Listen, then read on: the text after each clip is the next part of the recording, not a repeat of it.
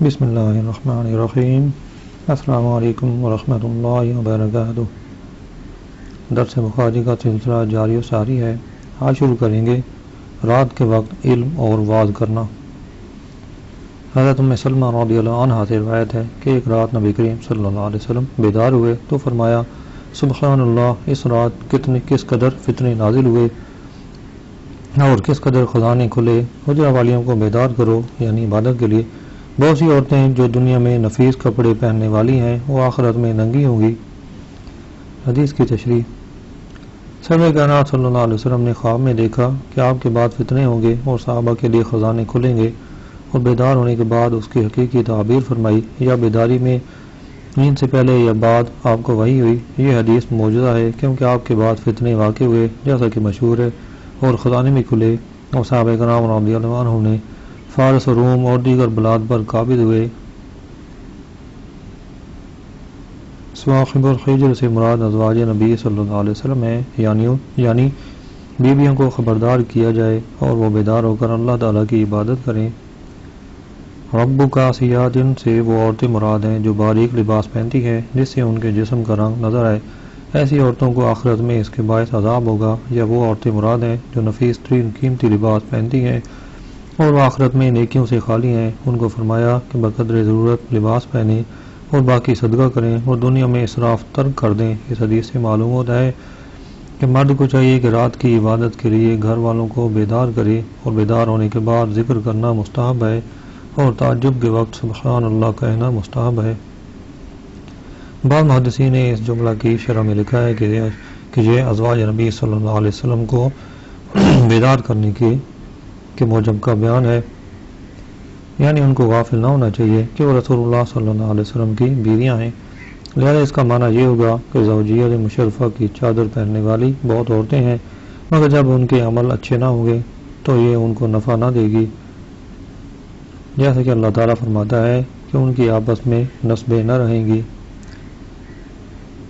غلام رسول پر تقسیر عرض کرتا ہے کہ یہ مفہوم عام عورتوں میں دیا جا سکتا ہے۔ سرور کائنات صلی اللہ علیہ وسلم نے فرمایا، میری نسب کے بغیر باقی تمام نسبیں منقطع ہو جائیں گی۔ اس لیے سیدنا عمر فاروق رضی اللہ عنہ سیدہ ام کلثوم بنت فاطمہ رضی اللہ عنہ سے نکاح فرمایا تھا اور آپ کی نسبت منقطع نہ ہو، لہذا فلا انصاب بینہم کے تحت ازواج نبی صلی اللہ علیہ وسلم مراد لینا صحیح نہیں ہے۔ خیال کریں، بعض ازواج وہ ہیں جن کو آپ نے جنت میں بہترین مکانات کی خوشخبری دی ہے، بعض کا نکاح آسمانوں میں ہوا۔ اس کے علاوہ وہ فراش مصطفیٰ صلی اللہ علیہ وسلم بھی ہیں۔ یہ ترجیحات ہوتے ہوئے اس جملہ سے ازواج نبی کیسے ہو سکتی ہے، مراد کیسے ہو سکتی ہے؟ اللیلہ، یعنی آپ صلی اللہ علیہ وسلم نے خواب میں دیکھا کہ عنقریب فتنے ہوں گے اور صحابہ کے لیے سب خزانے کھل جائیں گے، اور بیدار ہونے کے بعد آپ نے تعبیر فرمائی۔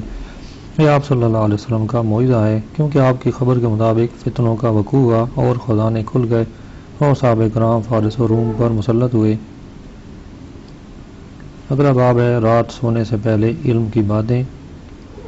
حضرت عبداللہ بن عمر رضی اللہ عنہ نے کہا کہ سرور کائنات صلی اللہ علیہ وسلم نے اپنی حیات طیبہ کے آخر میں ہمیں عشاء کی نماز پڑھائی۔ جب سلام پھرا تو کھڑے ہو کر فرمایا، تم اپنی اس رات کی خبر دو، یعنی اس رات سے 100 سال کے آخر تک جو شخص اب زمین پر ہے ان میں سے کوئی باقی زندہ نہ رہے گا۔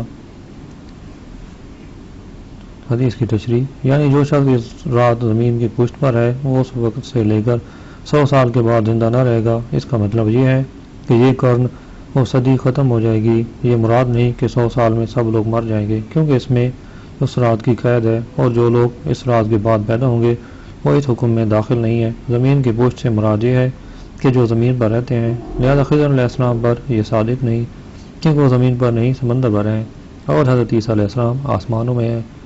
ابلیس لعین فضا میں ہے یا آگ میں ہے، لہذا یہ حدیث ان کی موت پر دلالت نہیں کرتی۔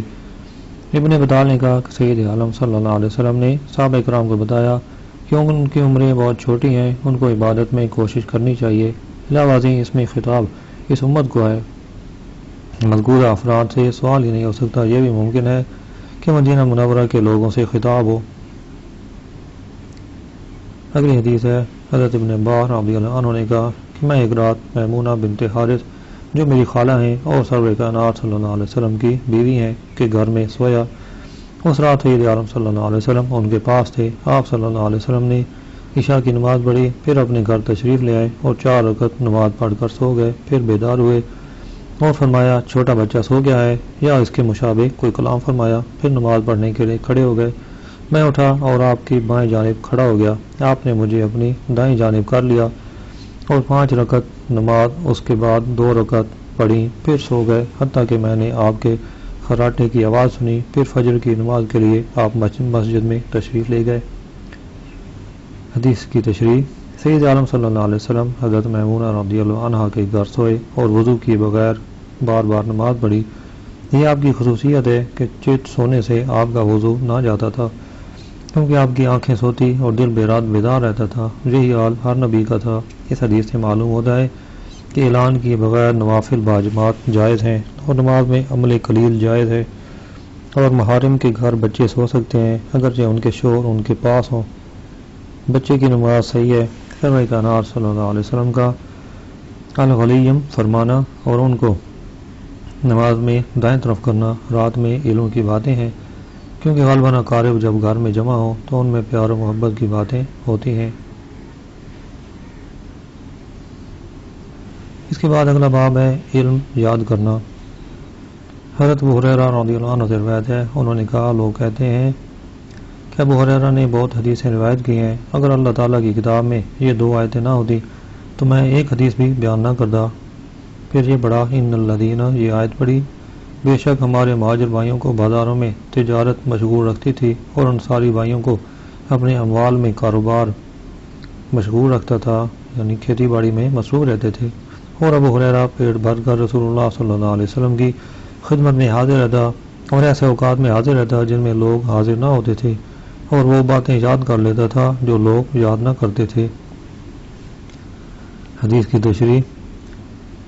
اس حدیث کو تشریح کہ اگر اللہ تعالیٰ علم چھپانے والوں کی مذمت نہ کرتا تو میں ایک حدیث بھی تم سے بیان نہ کرتا، لیکن علم کا چھپانا حرام ہے، اس لیے احادیث کا اظہار اور ان کی تبلیغ ضروری ہے۔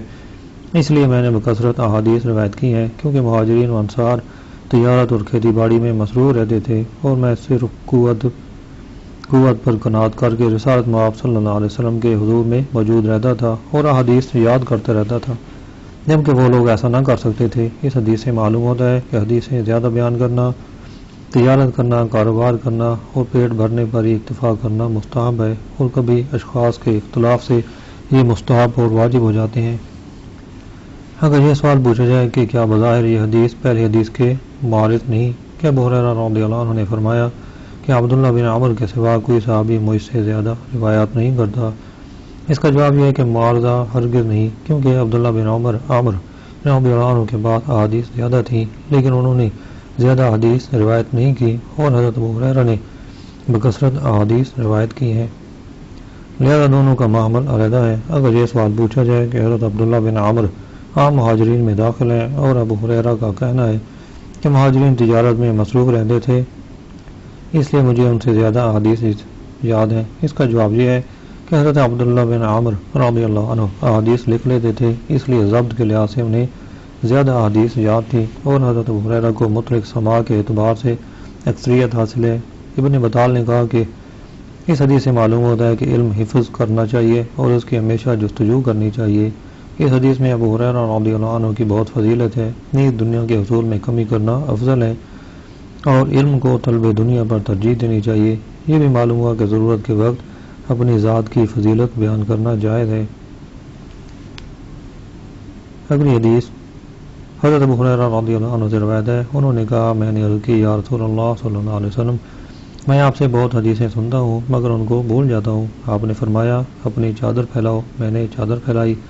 ابو ہریرہ نے کہا آپ نے دونوں مبارک ہاتھوں سے چلو بنا کر چادر میں ڈال دیا، پھر فرمایا اسے اپنے اوپر لپیٹ لو، اور میں نے اس کو لپیٹ لیا تو اس کے بعد مجھے کچھ نہ بھولا۔ اگلی حدیث میں ہے ابن ابی فدیک نے اسی طرح روایت کی یا کہا اپنے دونوں ہاتھوں سے چلو بنا کر اس میں ڈالے۔ ان حدیث کی تشریح۔ نفی کے بعد نکرہ آ جائے تو اس میں عموم ہوتا ہے، جیسا کہ جہاں سے معلوم ہوا کہ لفظ شیئن تمام اشیاء کو شامل ہے، مگر حدیث کے سیاق سے پتہ چلتا ہے کہ ابو ہریرہ کا مطلب یہ ہے کہ میں اس کے بعد کوئی حدیث نہ بھولا۔ ایک روایت پہلے ذکر ہو چکی ہے کہ حضرت ابو ہریرہ رضی اللہ عنہ کا یہ ارشاد کہ عبداللہ بن عمر کے سوا صحابہ میں مجھ سے زیادہ کوئی حدیث بیان نہیں کرتا، ابتدائی حالت پر محمول ہے، جبکہ ان کے لیے یہ دعا نہ فرمائی تھی۔ اس وقت عبداللہ بن عمر ان سے زیادہ حدیث جانتے تھے، اور سرور کائنات صلی اللہ علیہ وسلم کی دعائے برکت سے جب ان کا نسیان زیادہ رہا تو ابو ہریرہ سب سے زیادہ احادیث نبویہ کے حافظ تھے۔ نسیان اگرچہ انسان کو لازم ہے، حتیٰ کہ بعض کہتے ہیں کہ انسان نسیان سے مشتق ہے، مگر سرور کائنات صلی اللہ علیہ وسلم کی برکت سے نسیان کا ختم ہو جانا معجزہ ہے۔ جب شے حافظہ اور مدرکہ دونوں سے نکل جائے تو نسیان ہو جاتا ہے، اور جب صرف حافظہ سے نکل جائے اور مدرکہ میں باقی رہے تو اس وقت سہو ہوتا ہے۔ اگلی حدیث حضرت ابو ہریرہ رضی اللہ عنہ سے روایت ہے، انہوں نے کہا میں نے نبی کریم صلی اللہ علیہ وسلم سے علوم کے 2 نوع یاد کر لیے تھے، ان میں سے ایک نوع کو تو میں نے پھیلا دیا اور دوسرے کو اگر ظاہر کر دوں تو یہ گلا گھونٹ دیا جائے گا۔ امام بخاری نے کہا بلعوم یعنی حلق ہے۔ حدیث کی تشریح، حدیث شریف میں وعائن سے مراد علم کے 2 نوع ہیں۔ پہلے سے مراد احادیث نبویہ اور احکام شریعت ہیں جنہیں ابو ہریرہ رضی اللہ عنہ نے لوگوں میں پھیلایا کیونکہ ان کی شہادت ضروری تھی، اور دوسری نوع یا قسم سے مراد قیامت کی علامات اور اشراط کی احادیث ہیں، اور وہ امور مراد ہیں جنہیں سید عالم صلی اللہ علیہ وسلم جانتے تھے کہ دین میں فساد آ جائے گا، لوگوں کے حالات بدل جائیں گے، اللہ تعالیٰ کے حقوق کی اضاعت ہوگی۔ چنانچہ آپ صلی اللہ علیہ وسلم نے فرمایا یہ دین اسلام قریش کے بے وقوف نوجوانوں کے ہاتھوں سے خراب ہوگا۔ ابو ہریرہ رضی اللہ عنہ نے کہا اگر میں چاہوں تو ان نوجوانوں کے نام ذکر کر دوں، لیکن جان کے خطرہ کے باعث ان کی صراحت نہ کی۔ اس سے معلوم ہوتا ہے کہ امر بالمعروف کرنے والے کو تصریح کرنے میں جب جان کا خطرہ ہو تو اشارات پر اکتفا کرنا جائز ہے۔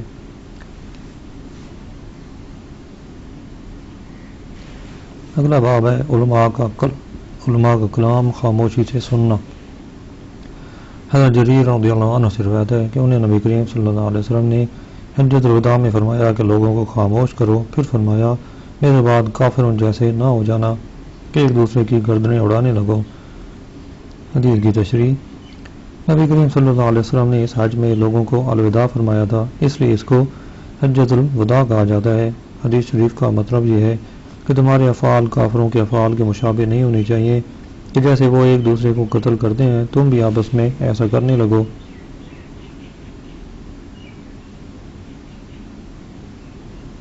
کیونکہ کفار میں غالب یہی ہے کہ وہ ایک دوسرے کو قتل کرتے ہیں، یعنی کافروں جیسے نہ ہو جاؤ، جیسے وہ کرتے ہیں تم بھی کرنے لگو۔ اور اگر دوسرا جملہ مجزوم ہو تو یہ نہیں کا جواب ہوگا، اس میں کفر اور ضرب دونوں سے منع کرنا ہوگا۔ مصحابی کی شرح میں علامہ مظہری نے کہا کہ جب میں دنیا سے تشریف لے جاؤں تو تم میرے بعد ثابت قدم رہنا اور ایمان و تقوی پر مستحکم رہنا اور مسلمانوں سے محاربت نہ کرنا۔ امام محی سنہ نے کہا یعنی تمہارے افعال مسلمانوں کی گردنیں اڑانے میں کفار کے افعال جیسے نہ ہوں۔ اس حدیث سے معلوم ہوتا ہے کہ علماء کا کلام خاموشی سے سننا چاہیے اور طالب علموں پر اساتذہ کی تعظیم واجب ہے، اور رسول اللہ صلی اللہ علیہ وسلم کی حدیث کی قرأت کے وقت خاموشی واجب ہے، جیسے سرکار صلی اللہ علیہ وسلم کی مجلس شریف میں خاموشی فرض تھی۔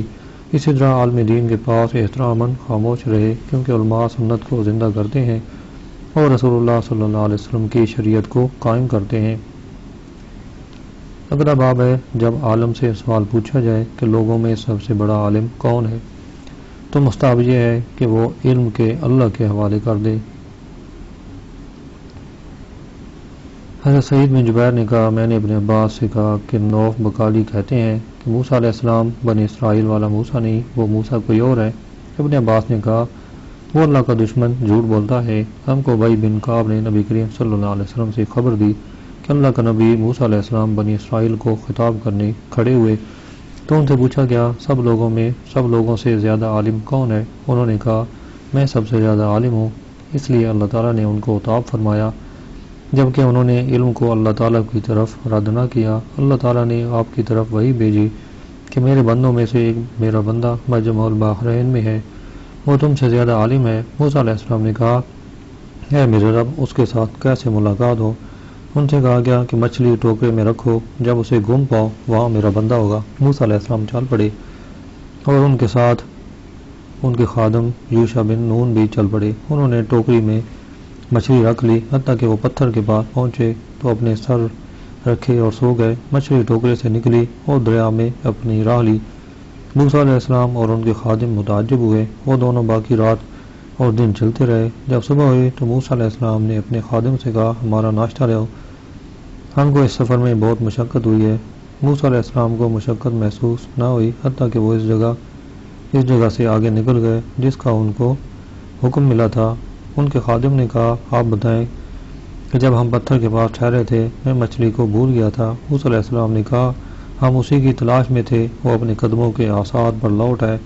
جب اس پتھر کے پاس پہنچے تو وہاں ایک مرد کپڑا اوڑھے بیٹھا تھا، یا کہا کہ اس نے کپڑا اوڑھا ہوا تھا۔ حضرت موسیٰ علیہ السلام نے سلام کہا۔ خضر علیہ السلام نے کہا، اس زمین میں سلام کہاں؟ موسیٰ علیہ السلام نے کہا، میں موسیٰ ہوں۔ خضر علیہ السلام نے کہا، بنی اسرائیل کے موسیٰ ہو؟ موسیٰ علیہ السلام نے کہا، ہاں۔ پھر حضرت موسیٰ علیہ السلام نے کہا، کیا میں آپ کے ساتھ اس شرط پر ہوں کہ جو تم کو ہدایت سکھائی گئی ہے وہ آپ مجھے سکھا دیں؟ خضر علیہ السلام نے کہا، آپ میرے ساتھ صبر نہیں کر سکیں گے۔ اے موسیٰ، میں اللہ کے علم سے ایسا علم رکھتا ہوں جو اس نے مجھے سکھایا ہے، آپ اس کو نہیں جانتے، اور آپ ایسا علم رکھتے ہیں جو اللہ تعالیٰ نے آپ کو سکھایا ہے، اس کو میں نہیں جانتا۔ موسیٰ علیہ السلام، انشاءاللہ عنقریب آپ مجھے صابر پائیں گے اور کسی بات میں آپ کی نافرمانی نہ کروں گا۔ وہ دونوں دریا کے کنارے چل پڑے۔ ان کے پاس کشتی نہ تھی، ایک کشتی ان کے پاس سے گزری۔ ان دونوں اور یوشع نے ملاحوں سے بات کی کہ وہ ان کو کشتی پر سوار کر لیں۔ حضرت خضر علیہ السلام پہچانے گئے، ملاحوں نے یعنی پہچان لیا اور اجرت کے بغیر ان کو کشتی میں بٹھا لیا۔ پھر ایک چڑیا آئی اور کشتی کے کنارے پر بیٹھ گئی۔ اس نے دریا میں ایک یا دو چونچیں ماری تو حضرت خضر علیہ السلام نے کہا، اے موسیٰ، میرا علم اور آپ کا علم اللہ تعالیٰ کے علم کی نسبت کچھ نہیں، مگر اس چڑیا کا دریا میں چونچ مارنے کی مثال ہے۔ پھر علیہ السلام نے کشتی کے تختوں سے ایک تختے کا قصد کیا اور اسے توڑ دیا۔ موسیٰ علیہ السلام نے کہا، ان لوگوں نے ہمیں اجرت کے بغیر کشتی میں بٹھایا اور آپ نے ان کی کشتی کا قصد کیا اور اسے توڑ دیا تاکہ کشتی والوں کو غرق کرو۔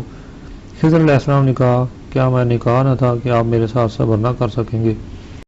موسیٰ علیہ السلام نے کہا، میرے بھول جانے کے باعث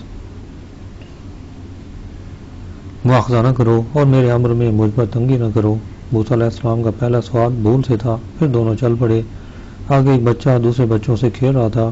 خضر علیہ السلام نے اس کو سر سے پکڑا اور اسے اپنے ہاتھ کے ساتھ الگ کر دیا۔ موسیٰ علیہ السلام نے کہا، آپ نے بے گناہ بچے کو کسی جرم کے بغیر قتل کر دیا ہے۔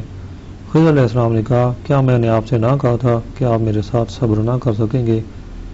ابن عینیہ نے کہا، اس میں زیادہ تاکید زیادہ ہے۔ پھر دونوں چلتے رہے حتیٰ کہ ایک گاؤں والوں کے پاس آئے اور ان لوگوں سے کھانا طلب کیا۔ انہوں نے ان کو کھانا کھلانے سے انکار کر دیا۔ انہوں نے اس گاؤں میں ایک دیوار دیکھی جو تیزی سے گرنے کے قریب تھی۔ حضرت خضر علیہ السلام نے اپنے ہاتھ کے اشارے سے اسے سیدھا کر دیا۔ حضرت موسیٰ علیہ السلام نے ان کو کہا، اگر آپ چاہتے تو اس کی اجرت لیتے۔ حضرت خضر علیہ السلام نے کہا، یہ سوال میری اور آپ کی جدائی ہے۔ نبی کریم صلی اللہ علیہ وسلم نے فرمایا، اللہ تعالیٰ موسیٰ پر رحم کرے، ہماری خواہش ہے کہ موسیٰ علیہ السلام صبر کر دے حتیٰ کہ ہمارے لیے ان کا حال بیان کیا جاتا۔ حدیث کی تشریح۔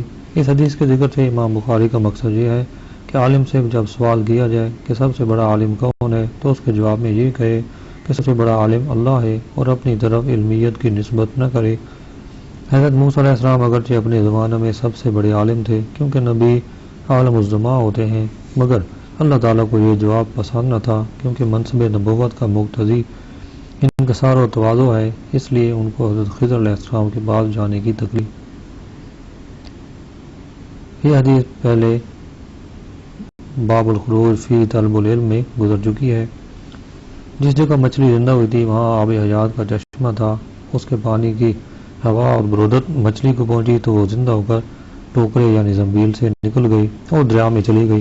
جب پانی کی برودت اور اس کی ہوا سے مردہ زندہ ہو سکتا ہے تو اللہ کے نبیوں اور ولیوں کی نظر کرم سے بھی مردے زندہ ہو سکتے ہیں۔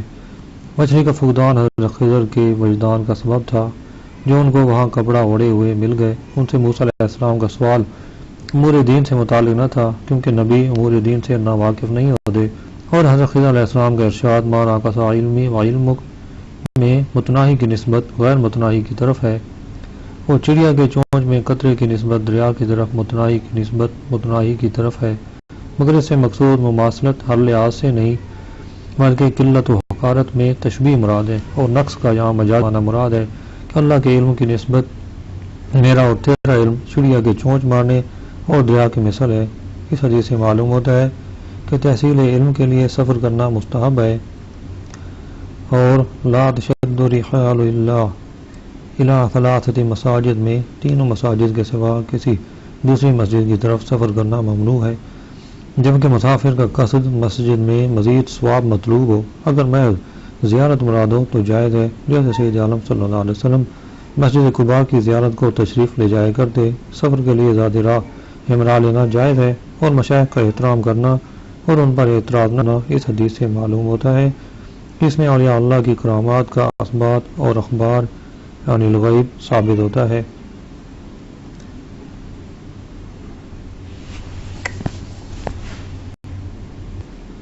اللہ تعالیٰ عمل کرنے کی توفیق عطا فرمائے۔ وما علینا الا البلاغ المبین۔